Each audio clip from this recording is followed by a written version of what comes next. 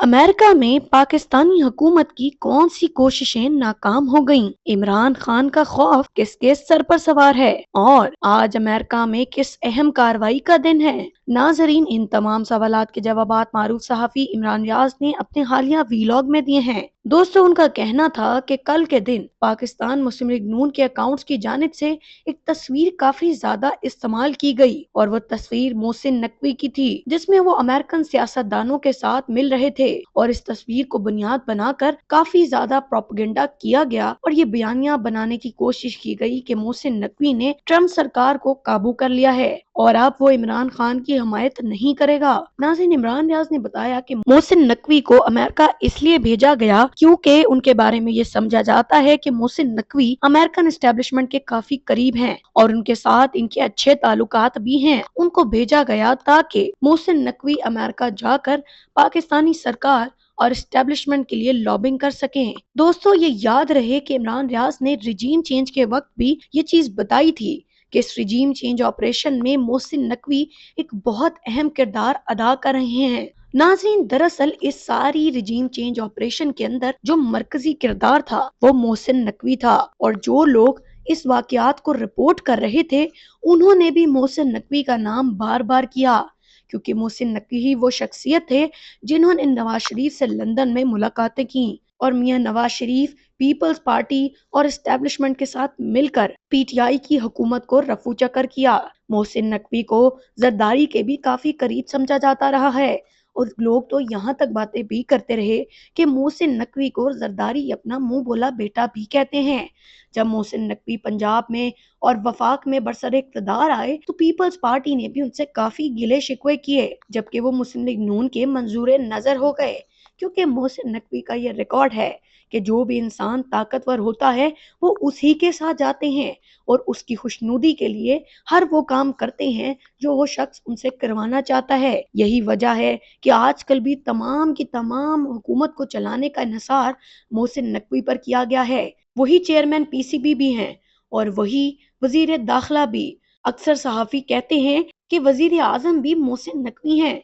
जबकि शहबाज शरीफ तो एक डमी है जिसको सिर्फ वो करने को कहा जाता है जो एस्टेब्लिशमेंट की मर्जी होती है। शहबाज शरीफ या मुस्लिम लीग नून की हुकूमत के किसी काम में भी कोई रोल नहीं है। इस वक्त मोहसिन नकवी डिफेक्टो वजीर आजम है जो कि पूरी हुकूमत के मामलात को हैंडल कर रहा है। रिजीम चेंज ऑपरेशन के बाद से मोहसिन नकवी बरसरे इक़्तिदार रहा है और इसने अपने फैसिलिटेटर्स को भरपूर अंदाज में डिलीवर भी किया है और इसने हर वो काम किया है जो उसको कहा गया है। नाज़रीन, इमरान रियाज ने मोहसिन नकवी के हवाले से मजीद कहा कि इनका कोई सियासी करियर नहीं, ये एक मोहरा है जो मौजूदा दौर में कुछ लोगों के साथ अच्छे ताल्लुकात होने की वजह से इक़्तिदार में आया है। नाज़रीन, हमने पाकिस्तान की सियासत में मोहसिन नकवी जैसे बहुत से किरदार देखे जो अपनी लॉबिंग और कुछ लोगों से करीबी ताल्लुकात का इस्तेमाल करते हुए डिफेक्टो वजीर आला या प्राइम मिनिस्टर बन जाते हैं और इनकी ताकत और इख्तियारात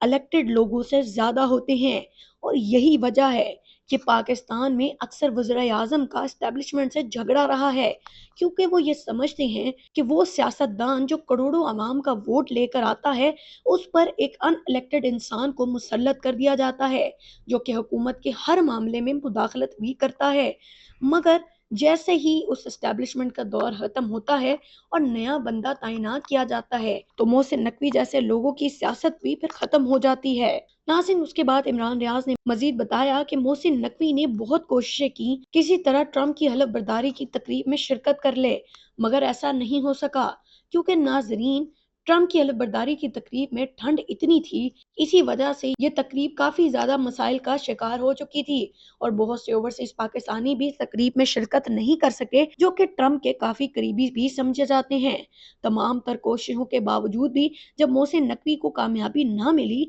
तो मोहसिन नकवी और अमेरिका में मौजूद पाकिस्तानी एम्बेसी अब ये लॉबिंग कर रही है कि किसी तरह ट्रम्प इंतजामिया के कुछ अहम लोगों के साथ मोहसिन नकवी की तस्वीरें हासिल कर ली जाएं, ताकि इन तस्वीरों का इस्तेमाल करके एक बयानिया बनाया जा सके कि ट्रम्प सरकार भी बाइडेन सरकार की तरह इस हुकूमत का साथ देगी। اور اس حکومت کو بھرپور طریقے سے سپورٹ کرے گی، تاکہ نظام میں موجود وہ لوگ جو یہ سمجھتے ہیں کہ ٹرمپ کے آنے کے بعد عمران خان کے ساتھ وہ سب کچھ نہیں کیا جا سکے گا جو بائیڈن سرکار میں ہوتا رہا ہے، تو یہ تصویریں ان سب لوگوں کے لیے پیغام ہوگی، تاکہ پورا نظام مل کر ایک مرتبہ پھر پی ٹی آئی اور عمران خان کو کچلنے میں مصروف ہو جائے۔ ناظرین، عمران ریاض نے مزید کہا کہ پاکستانی حکومت کے لیے کتنے شرم کی بات ہے کہ وزیر خارجہ اسحاق ڈار ہیں، مگر ان کی جگہ محسن نقوی بطور وزیر خارجہ ملاقاتیں کر رہے ہیں۔ یہ حکومت برائے نام ہے، اصل پرائم منسٹر تو اس وقت محسن نقوی ہے۔ اس کے بعد عمران ریاض نے مزید بتایا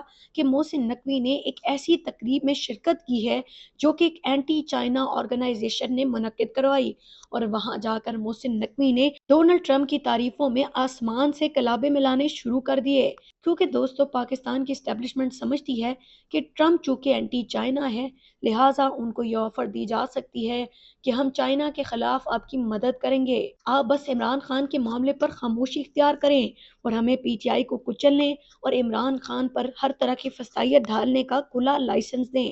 عمران ریاض نے کہا کہ پاکستانی ریاست یہ سمجھ نہیں پا رہی کہ ٹرمپ دنیا میں بلاک اور جنگوں کی سیاست کو ختم کرنے جا رہا ہے، لیکن یہ پھر بھی وہی پرانا چورن لے کر امریکہ کے پاس چلے گئے ہیں اور اپنی جیو اسٹریٹجک لوکیشن کا استعمال کرنے والا پرانا چورن بیچنے ان کو گئے ہیں۔